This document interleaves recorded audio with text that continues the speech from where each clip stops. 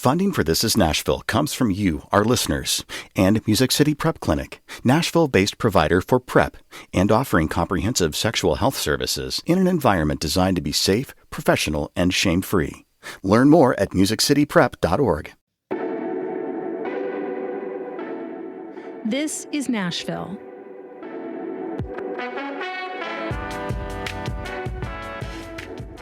I'm Nina Cardona, sitting in for your host, Khalil Ekulona. Churches are supposed to be safe havens, and so many of us turn to our faith to try and make sense of tragedy.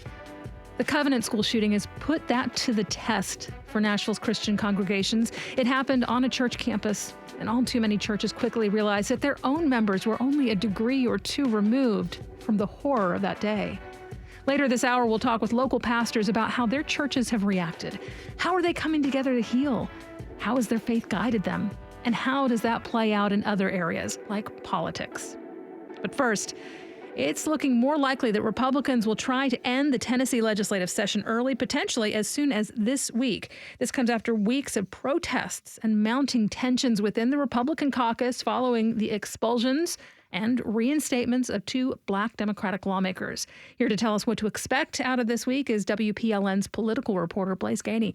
Hey, Blaise. Thanks. Welcome back to This Is Nashville. Yeah. Okay, so why are the Republican leaders so eager to wrap things up?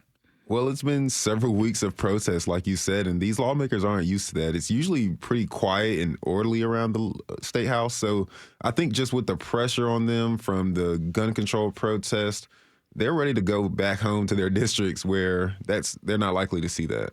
So how are they going to get everything they need to get done in this pretty short period of time? Yeah, so last week they activated what's called flow motion. It's a sign that session is coming to an end, and it's used to advance legislation at a faster pace. So a bill that would take a week or 2 weeks to get passed now can be passed in a day. They can go through several committees in one day, be heard on the House floor that same night, and pass. Some lawmakers don't like that because most big decisions in your life, you are told to sleep on it.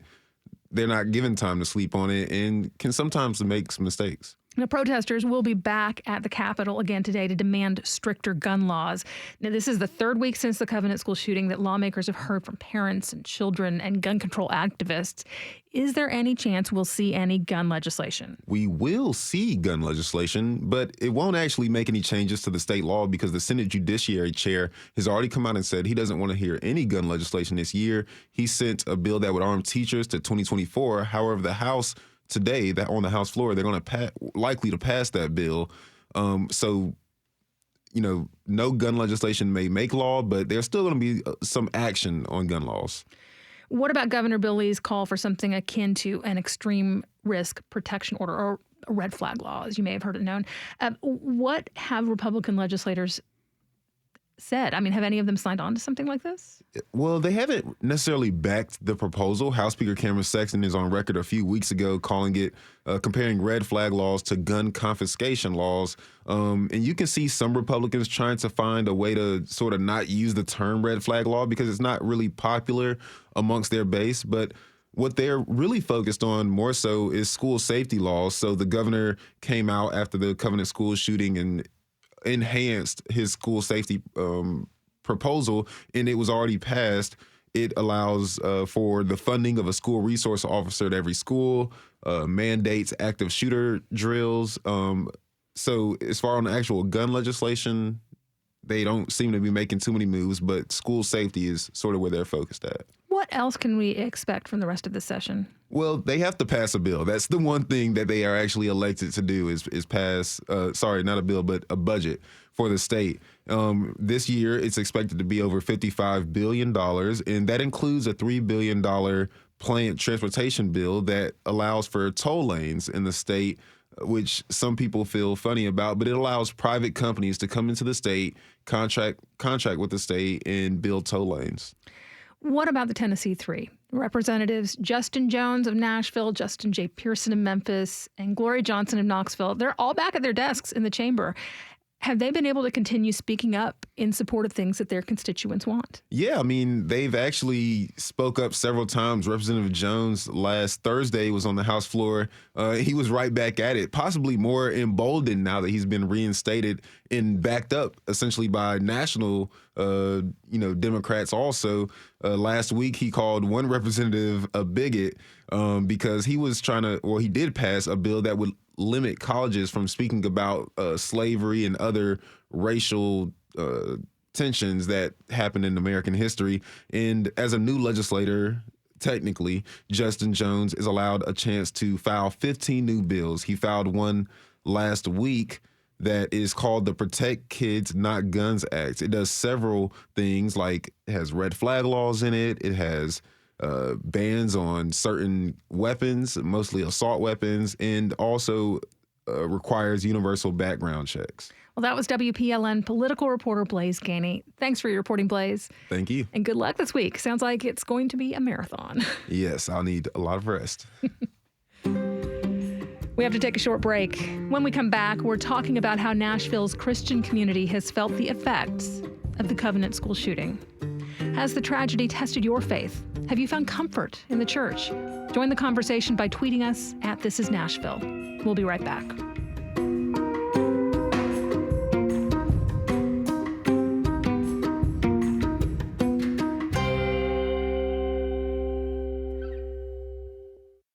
Funding for This Is Nashville comes from you, our listeners, and Music City Prep Clinic, Nashville-based provider for PrEP, and offering comprehensive sexual health services in an environment designed to be safe, professional, and shame-free. Learn more at musiccityprep.org. I'm Nina Cardona, and this is Nashville. When a mass shooting happens in your own city, it hits you differently than hearing about a tragedy on the other side of the country. There are so many more layers to your reaction. I think a lot of us in Nashville, learned the hard way last month when 6 people, 3 of them children, were killed at the Covenant School in Green Hills. You can hear it right now. I'm still feeling it very deeply, and I know that you are as well. Because even if you've never stepped inside the Covenant School, many Nashvillians could instantly picture the building, the street, and it all became painfully vivid. And for many, the pain did not end there. It's a school that children you know attended, where the names of the dead were names you recognized. It's a lot to grapple with, and today's guests have been helping the people in their congregation sort through this complicated grief. Josh Graves is the pastor of Otter Creek Church of Christ. The Reverend Dr. Micah Edmondson leaves Koinonia Church, and Randy Lovelace is the pastor of Christ Community. Thank you all for joining us. Thank you, Nina. Pastor Randy, you and your congregation have particularly close ties to the Covenant School. How is Christ Community connected to Covenant? Historically, the Covenant School has been a place where Christ Community parents have sent their children. Many of them have friends who serve on staff there, and their children have played with their children. And it was a place that I had just been in the week prior, and I had just met Catherine Kuntz. I'm new to town, and was there for a pastor kids morning. And so there is multiple layers of decades-long friendships as well as fellow students. What was your first response when you heard the word of the shooting?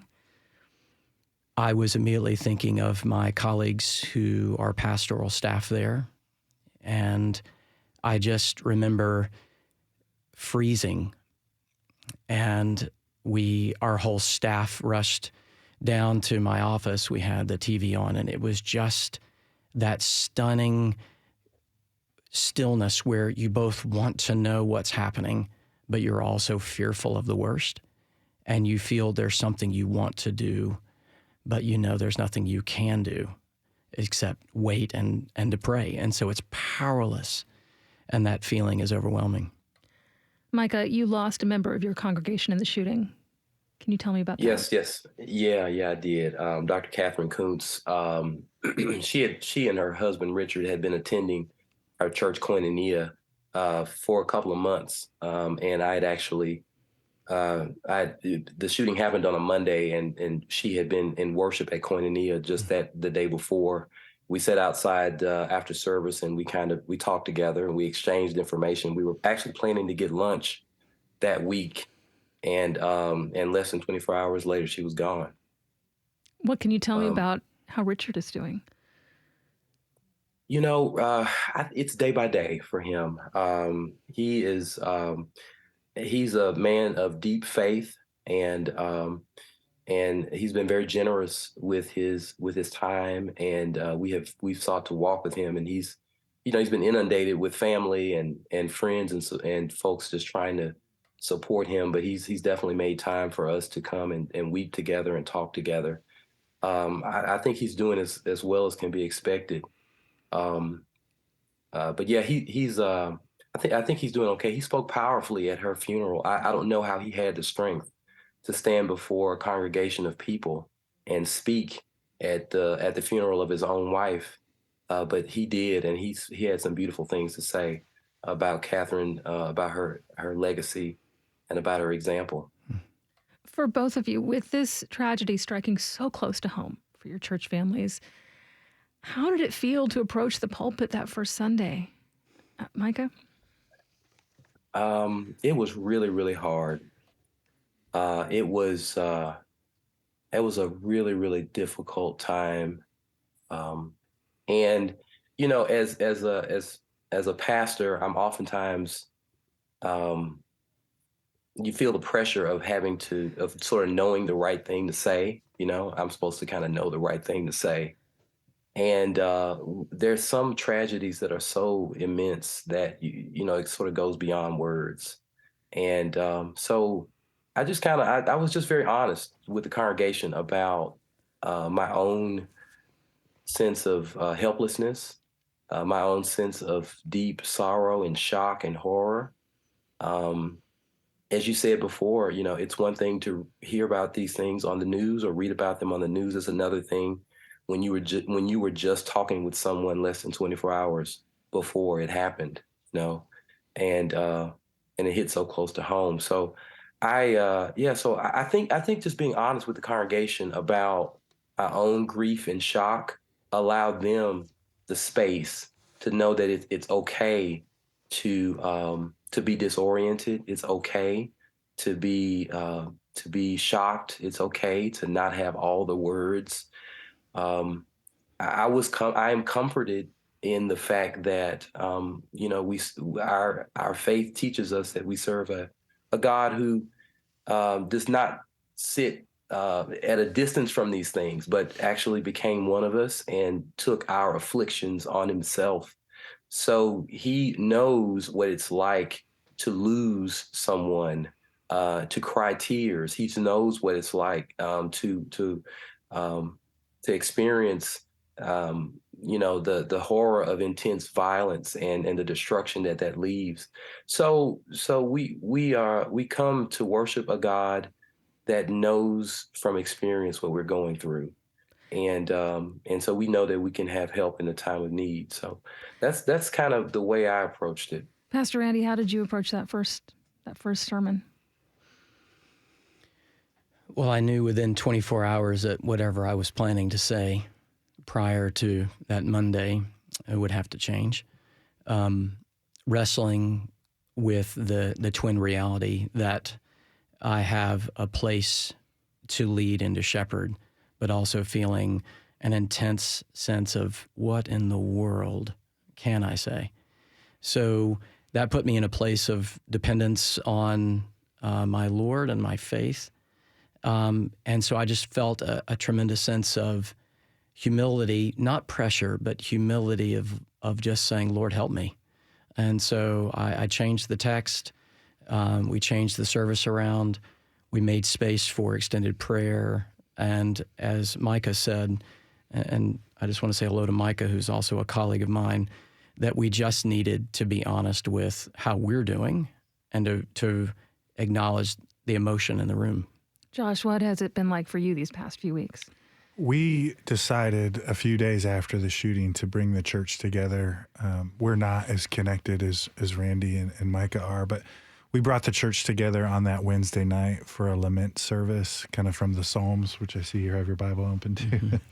And we invited people into this idea, and I appreciate the space to talk about theology on this show, but this idea in the book of Romans where Paul says that the whole of creation is groaning.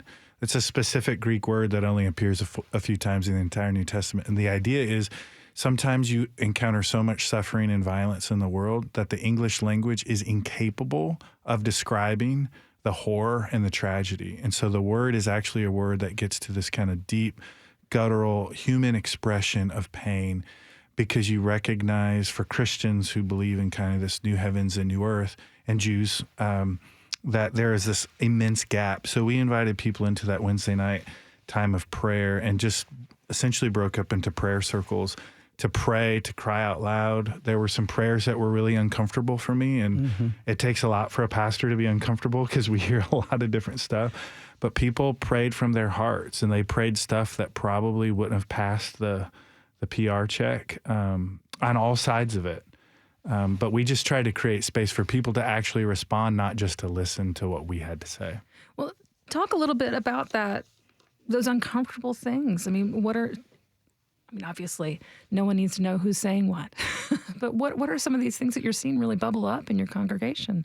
Well, we have families connected to the LGBTQ community, and so that raised all kinds of sensitive, tender issues about how trans persons might be treated in light of this horrific tragedy.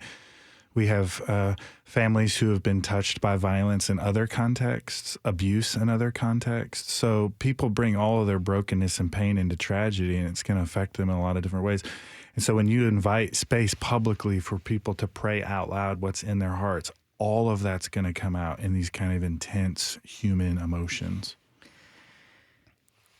I'm sure that all of you have shepherded your churches through tragedies in the news before.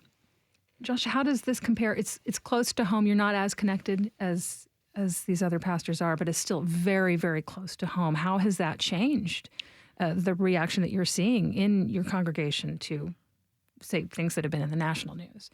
Well, I think one of the things I love about this city is I think Jews and Christians and our Muslim brothers and sisters too, in Nashville, there's this intense love of children. Like, that's one of the threads through this city. When you look at all the schools, public and private, all the different opportunities for nonprofits, the common thread is reverence for children and how special and unique a season of life that they're in. So I think for our church, which we have a lot of political diversity in our church, so I think it touched this sense of, man, get out of your partisan box and recognize that we have a Christian responsibility to advocate, to love, and to protect our children. So I think that's how it touched our church uniquely. Yeah.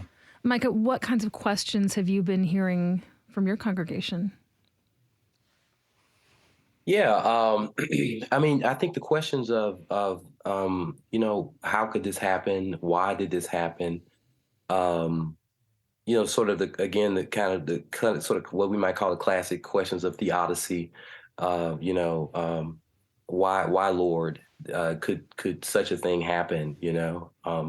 And there are no easy answers to that. As I said, I think our comfort comes in the fact that God understands from experience what we're going through. Also, that beyond the cross, there's a resurrection, which gives us hope that there is that violence and death will not have the final say. That actually justice and peace and life will have the final say. And so that doesn't cause us to be passive. That actually causes us to be active, to work toward a day in which we can see that justice realized. So that's kind of how we've approached it. Pastor Randy, I'm sure that this week, Covenant going back to school has added a whole other layer to the complexity for your congregation. How are you supporting them through that right now? I think the biggest balance I've found when our congregation, and this congregation is going through this moment, but also the other congregations that I've served, is the propensity to want to do something. And what I've tried to do, along with these pastors, is to walk our people first through sitting and lamenting in sorrow and crying out to God before we move into action, because moving into action too quickly robs us of the opportunity to recognize our humanity, to walk with others who are walking in suffering. The day before the shooting, I was talking about Jesus at the tomb of Lazarus, and he wept, which is laughingly the shortest verse of the Bible. But again, the English doesn't do it justice. He was angry at death, yet he walked towards it and he wept, and that gives dignity to our tears. And so in walking our congregation through this, even this week, as the school and parents and family gather back together, it's to remember that he is with the brokenhearted, he is with us in our tears, and we can also look to the hope that the final end of the story is not death and violence, but new life. And I think that hope is what's given animation to people and a desire for their actions. And Josh, I understand you have a school on your campus. Has this affected your thinking at all? Yeah, we have two campuses, one near Vanderbilt and one in Brentwood. So we've got Davidson County and Williamson County covered, and both campuses have schools. One has a preschool and a kindergarten. The other has just a preschool. And this is where the head and heart comes in conflict, because part of me is Red Letter of Jesus, commitment to nonviolence, Dr. King, why would we invite weapons to protect people from weapons, all that. But then when you have the responsibility of children, this has caused us to look much more closely at security on both of our campuses. And I think you're going to see that consistently around churches across the country. If you're just tuning in, this is Nashville, and I'm Nina Cardona, sitting in for your host, Khalil Ekulona. We're talking with pastors Micah Edmondson, Josh Graves, and Randy Lovelace about how Christian communities in Nashville are responding to the Covenant School shooting. Now, the day after that event, Governor Bill Lee posted a video on his social media saying it was a tragedy beyond comprehension. He said there would be a time to talk about legislation, but that this was a time to pray. I want to speak to that which rises above all else. The battle is not against flesh and blood. It's not against people. The struggle is against evil itself. We can't forget this, and it's very difficult. But we're called to not only love our neighbor, but to love our enemies, to bless those who curse us, to pray for those who intend harm. There is hope in the midst of great tragedy because God is a redeemer. Now, the governor is making reference to Ephesians 6:12 there. And Josh, I wonder what your response was as you heard it invoked in this context. Well, on the one hand, I appreciated it because I grew up in Michigan and I'm not used to governors quoting the Bible. So that was a little surprising to me. I got a little nervous because the implications of Ephesians 6, as I understand them theologically, is not that there is this spiritual dimension that's disconnected from the physical world, but in fact, evil is connected in the physical and the spiritual, in the individual and in the institutions. And sometimes people who kind of lean conservative sometimes will distance themselves from the theological implications of how policies might need to change and claim kind of the spiritual card. And so I got a little nervous because I thought, is he going to use Ephesians 6 to say there's nothing we can do, when in fact that would be ignoring everything that Jesus talks about in his neighbor ethic. I've been encouraged by what he has said since then about different policy changes that could come into place. So it was mixed for me, for sure. Well, for those who don't know their Bible right off the top of their head, Ephesians 6 is the passage about putting on the armor of God. And it's all about a spiritual fight against evil and sin. And, Micah, you touched on it a little earlier, that one of the great questions of faith is that, how can horrible things be allowed by an all-good and all-powerful God? So where do you start when somebody comes to you grappling with that question, Micah? Yeah, I start with acknowledging the legitimacy of the question, and to say to them, this is a question that people of faith have grappled with for forever. This is a question that Job grappled. Job is one of the oldest books of the Bible, and it is a question that is at the heart of that. And I would say, in a real way, this is a question that's at the heart of our faith. As I said, there are no easy answers. What we can say is that God does not smile on our pain. that God, being a good God, does not want us to suffer, does not want us to be in pain. We know that God has power and is able to deliver. And so but that definitely leaves this tension. Well, if God does not want us to suffer and God is able to do something about it, why are we in this situation? What we can do is we can point to the example again of the cross, and we can say that that God Himself has placed Himself in our shoes, and it's interesting that God could have perhaps delivered from afar, perhaps delivered at a distance, but decided to become one of us and to experience the very worst of what we experience, to stand with us rather than over us in that way, and to stand in solidarity with us. And I think that's a powerful thing, to know that we are not alone in our suffering, and that God, as I said, in the resurrection, has done something about it, has actually wrought the definitive victory over these things, which causes us to be active in some real practical ways. I really appreciate the words earlier about Ephesians is not just about pie in the sky and the by and by. I'd say to my congregation, our faith is not just pie in the sky.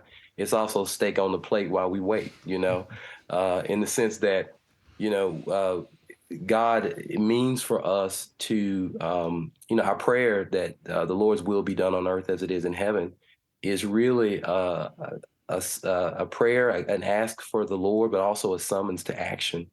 So our faith is one that calls us to talk about the real ways in which these principalities that the governor referred to work themselves out in unjust systems and laws and inequitable distribution of wealth and unsafe conditions for people, and perhaps even the most helpless of us, our children.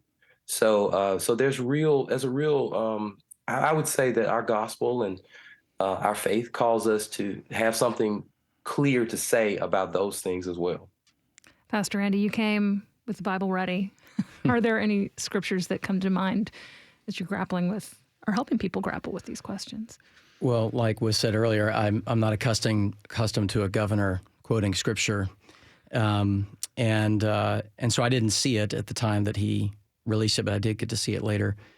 And I think as I was listening to it for the first time, I thought to myself, I'm glad I'm not in his shoes, because the problem is once you say something, you can't say everything. And so I didn't necessarily receive it as everything he was going to say. I do know that the Lee family was very, very impacted by this shooting, and not only the Lee family. And so I recognize that he was at the same time serving as governor, but also someone who is grieving. And so that's a complicated space. And so I want to give him lots of space to do that. But I also resonate with the reality that when we receive this question regarding how could God allow this to happen, that has a philosophical ancestry. And that ancestry would lead us to the idea that somehow God is like a watchmaker and he's separate from it. So when it goes wrong, what was the problem with the design? This is your fault. And I see that as problematic because what I see in the scriptures is that because God is close to the brokenhearted, he sent his son, he has walked with us, he's walked towards death, he's brought us life. I see a God who's not separated from pain, but one who walks in it. So I want to give plenty of space for people to talk about their doubts, their concerns, their anger, but I want to come back to that central message that God is not far from us. He's not just some CEO up in the sky who we call on when things go wrong. He's with us in the midst of the brokenness to bring us life. And we, as pastors, get to be the hands and feet of Jesus, to be agents of healing, to be agents of encouragement, agents of grace and mercy, along with our congregations, to bring alongside those who are suffering, weeping when we need to weep, laugh when we need to laugh, and to pray when we need to pray. So I see it as, I like to keep it complex and not reduce it down to some simple answer, but that's a part of what the conversations have looked like. You look like you're... Yeah, I was just going to say, I think that's beautiful, and I think it's exactly what we're all feeling, because this particular example of covenant with the shooter is this very complicated layers of gun access, the type of guns we can get, mental health issues, family systems, isolation, default narratives that people live by, and political party narratives that are running through your head. Like, we still don't really understand what was going on, right, in the mind of the person who committed this violence. And I think that's where Paul's words are. They're ancient words, but they have a real fresh relevance to say, as the spiritual and the physical interact, as systems and individuals interact, the church is supposed to stand in the midst of that and declare this paradoxical truth. You don't get to avoid suffering at all, right, but your suffering is not wasted. And I think that transcends agnostic, atheist, theist, Christian, Jew, Muslim, because there's so much suffering in our world. And I think what's causing a lot of cynicism is people think it's wasted, it's meaningless. And at least Judaism and Christianity tries to enter into that and say there is actually a redemptive element to the suffering and violence that people are experiencing in the world. Agree. And I also agree with the response that many people give to the initial response of thoughts and prayers. Man, not everyone who says it is being trite or just being dismissive or just trying to give a Band-Aid, but at times it sure feels that way. And I don't want to judge the person saying it, but there is action that can be done. There are things we can do. We are not inactive. We are agents. And I remember a famous English novelist who was asked, what's wrong with the world? And they wanted him to speak to it. And his response was, I am. I'm what's wrong with the world. And so I think that's the space I always want to come back with the congregation and with my own heart. I'm part of the problem. And how can I look to the grace of Christ and the power of the Word and the activity of the Spirit to move towards health? Well, Josh Graves is the pastor of Otter Creek Church of Christ. Thank you for being here. Thank you. Micah Edmondson and Pastor Randy Lovelace will stick with us through the break. When we come back, how does the faith response to the Covenant School shooting extend from the church pews to the streets and even the State House? Join the conversation by tweeting us at This Is Nashville. We'll be right back.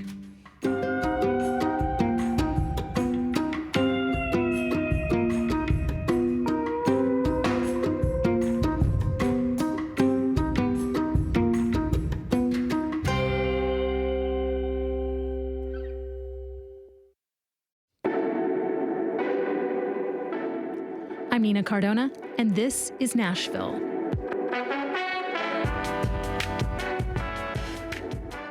This morning, the Southern Baptist Convention issued a statement calling on members of Tennessee's legislature to give law enforcement the leeway to remove guns from people who are believed to pose a danger to themselves or others. It's a direct reaction to the Covenant School shooting. And these are the moments when both church and state are called on to take some kind of action.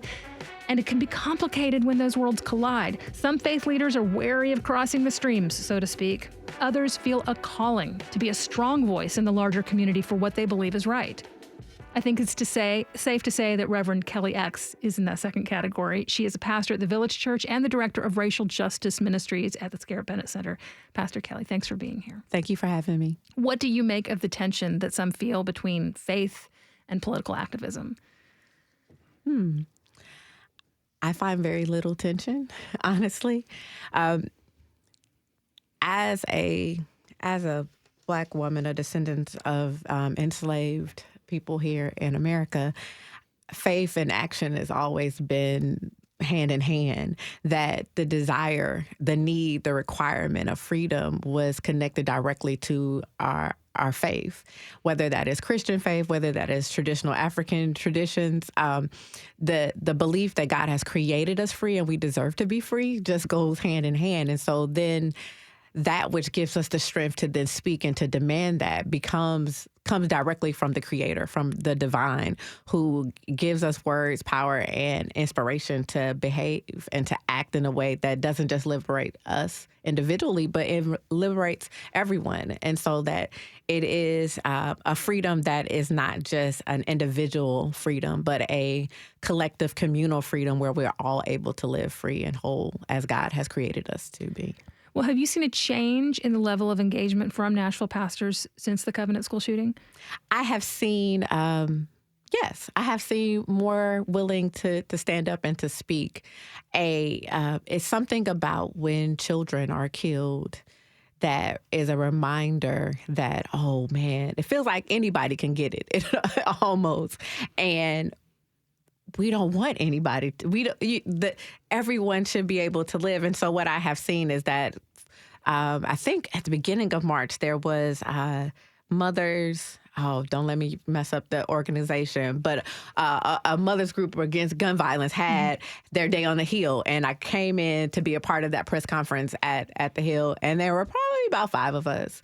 The week after the shooting, there were 70 clergy at the State House saying, oh, we cannot allow this. We've got to add voice to this. We've got to allow. And it wasn't just Christian clergy. There were Muslim imams as well as Jewish rabbis who were present, because our faith, regardless of how we pray, all says that God should help us in this process. And now we've got to demand action. And are you seeing that change in involvement? Does that cross racial lines as well? Oh, definitely. As we prepare for the moral movement action that is to happen today, starting at 2:00 at McKendree United Methodist Church and then walking over to the Capitol, that's not just Black clergy. That's white clergy. That is clergy of all the Asian, Latina, clergy across the board. I am a part of a GroupMe chat that has over 100 clergy folks who are not of the same tradition, not of the same race, not of the same gender, may not even approve of all the genders who are allowed to be clergy, but understand that this is something bigger than our own personal beliefs. Pastor Randy Lovelace and the Reverend Dr. Micah Edmondson are still with us. Micah, do you find yourself talking about these community issues differently now? I would say that there is well, in the sense that there's a particular intensity around the pain that we're feeling because it has hit so close to home. We in our congregation have sort of routinely talk about the claim of the gospel over all of life, including social realities. So it's not as though we weren't talking about social realities and now we are, or political realities and now we are. We do preach a gospel that is deeply political, not partisan, but deeply political. So absolutely, we talk a little bit more intensely because, again, of the pain, but it's not as though we haven't been talking about these things. Mm-hmm. What about you, Pastor Randy? How do you think about that line between politics and faith? There's a whole lot of ground that I want to reclaim for humanity that's gotten drawn into political lines. This is first and foremost a human problem. Mm-hmm. This is people made in the image of God, regardless of what you believe about other humans. We believe them to be made in the image of God, regardless of faith, gender, background, history, choices. And this is to move towards people, to ask the question, as Jeremiah says, to seek the flourishing of the city in which you're in. And that may mean we're involved at all different levels of a city, corporately, individually. So I have sought to lead in a way and serve in a way that encourages that kind of engagement that is nonpartisan. Because I think I do truly believe the number of conversations, and boy, have I had a lot of them, I do ultimately believe that there are more things that we have in common. We might disagree on how we get there, but we are not going to get there if we stay divided. Do you have thoughts?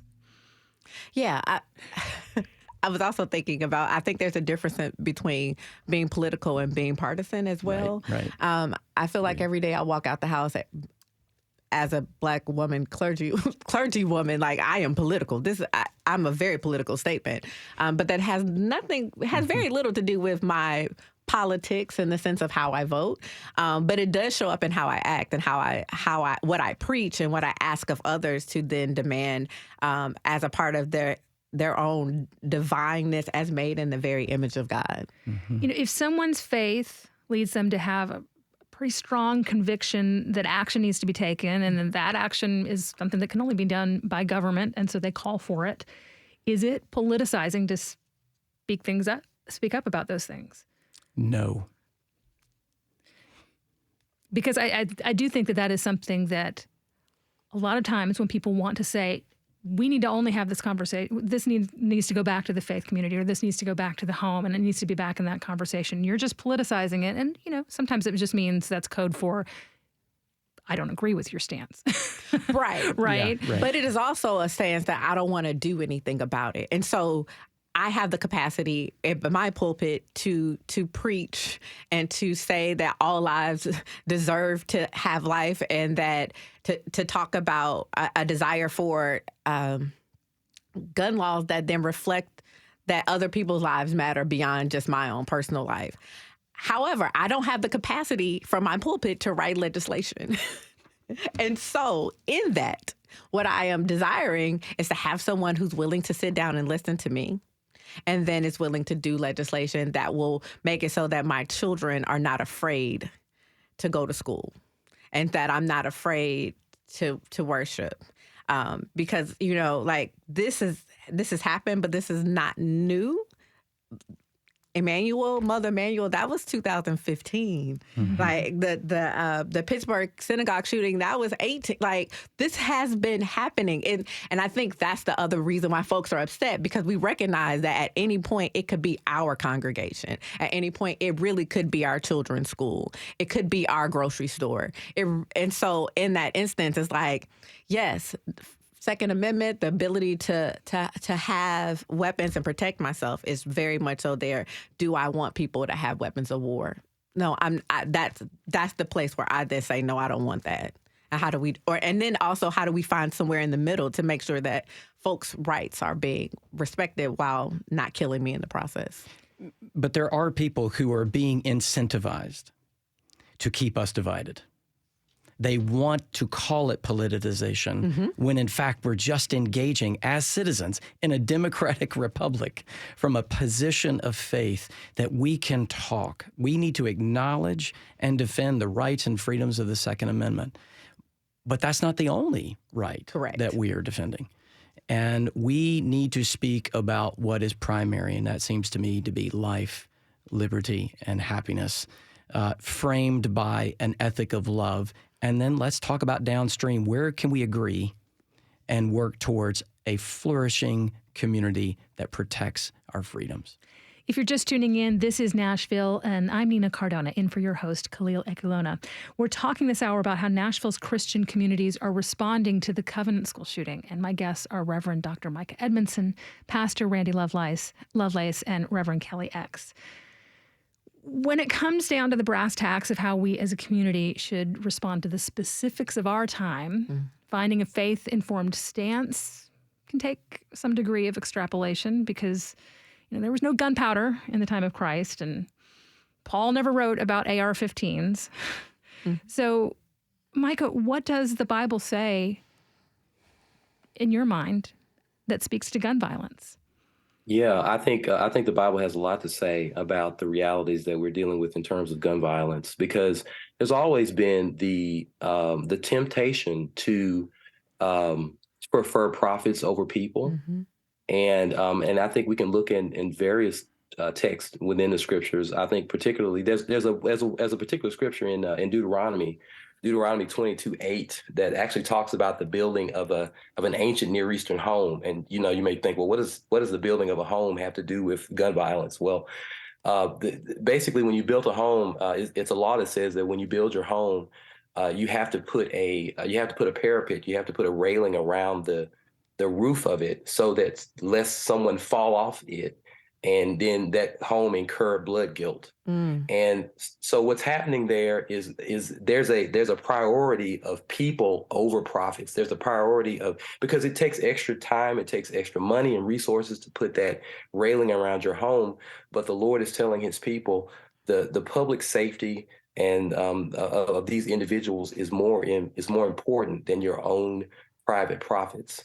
Also, you could easily say, well, hey, if that guy falls off the roof, that's his fault. That's not my fault. But God is actually preferencing public safety over sort of private individualism, right? Like, I have to take a responsibility to create a safe environment for all my neighbors, even the most negligent of my neighbors. And so it's really important that we promote an environment that says, not everyone is going to operate responsibly. And yet we have to create an environment so that people who are irresponsible are perhaps protected from their own worst decisions, and I think that so as we think about access to military grade weapons, I think that has something very powerful to say about that. Also, as I said before, profits over people. I think a lot of people get the sense that some of the loudest voices when it comes to our legislatures are the gun lobby, right? Are the corporate interests, rather than the actual people whose lives are being affected by gun violence. And the least of these, the children who have to sit in Tennessee schools. I actually happen to be a parent myself, and my daughters. I just can't tell you what it's been like to have to drop my babies off to school in the wake of all of this, and to think about what it must be like to be them sitting in that school. And wondering whether the adults around them are able to make the decisions that are able to keep them safe. And so I just think we need to do some listening to our babies and our children as well, and think about what must it be like to be them. They can't own weapons, and is the solution to flood our society with more guns? Is that going to be the solution, or is the solution to somehow enact some legislation that actually would in some ways disarm our society? Pastor Kelly. I think probably the thing that comes to my mind is really the most simple is to love the Lord your God with all your heart, mind, body, soul, spirit. I think I added something there. Maybe took something away. Forgive me. It all works. And to love your neighbor as yourself. And that loving of our neighbor and not fearing our neighbor. And I know it is terrifying to think that there are people that might do harm to me and that I am to love them. And that my response is not to armor up, but to stand in love. And that as I stand in love for them, I stand in love for me and in love for God. And I think that really is the stance. I think about, so when Jesus flips over tables in the temple after, according to Matthew, I know, look, those gospels their stories are in different orders, right? But according to Matthew, after he enters into Jerusalem for Passover, and he's welcome and treated as the king that he is, and the first thing he does is he goes to the place where folks are trying to get right with God, to give the sacrifices that then reconcile them. And in that space where they are most to be safe and be reconciled, they are overcharging them for that. So which then leaves them more in debt, because you have to spend more to get the items that then help to reduce your sin debt. And he flips over tables because he recognizes that it is doing more harm than it is actually good. Those are all acts of love that sometimes our anger, our standing up, our frustration, our need to kind of go out into the streets when there feels like there's nothing else for us to do, that those are acts of love as much as our calmness and our sitting and our praying quietly are also acts of love. And doing that in a way that is a reminder of our own love for ourselves. And it's this weird connection that happens, that we cannot separate ourselves from the other, because it's about community. And when we begin to see those whom we have seen as enemies as that which we are to love, when we are not asking, well, who is my enemy? Or who is my neighbor? But really living into that then I think it reduces the need for the AR. It reduces the need for the hollow points. It reduces the need to try to figure out how do we protect so much, and opens up for love, even though that love is a very vulnerable place that puts us in. Well, as you mentioned earlier, in just a little more than an hour at 2 p.m., Bishop William J. Barber II will be leading the Tennessee Moral Monday March from Country United Methodist Church to the Capitol. And the idea of Moral Monday is to set out certain standards for what it means to govern from a moral standpoint. Do any of you plan to be there? I'll be there. I'm not able to be there, but I'll be at the Linking Arms event tomorrow. Yeah, I'll plan to be there. How important is it to connect with other clergy and congregations in this times like this? I am getting caught by that music. Very. Very important. Very important. Extremely important, yeah. Reverend Kelly X is a pastor at the Village Church. Pastor Randy Lovelace is with Christ Community, and Reverend Micah Edmondson leaves the Conanoia Church. Thank you all for joining us today. Thank you. Thank you. Tomorrow we'll discuss the history and challenges of being a black farmer in our state. This is Nashville is a production of WPLN News and Nashville Public Radio. Listen back at thisisnashville.org or wherever you get your podcasts. Our producers are Steve Haruch, Rose Gilbert, and Magnolia McKay. Our digital lead is Anna Gallegos-Cannon. Michaela Elias is our technical director. Our executive producer is Andrea Tudhope. The masterminds behind our theme music are Larange and Namir Blade. Special thanks to Elizabeth Madeira. The conversation doesn't end here. Tweet us at This Is Nashville. Find us on Instagram and tell us what you want from our show by filling out our quick survey online. This is Nashville. I'm Nina Cardona. We'll see you tomorrow, everybody.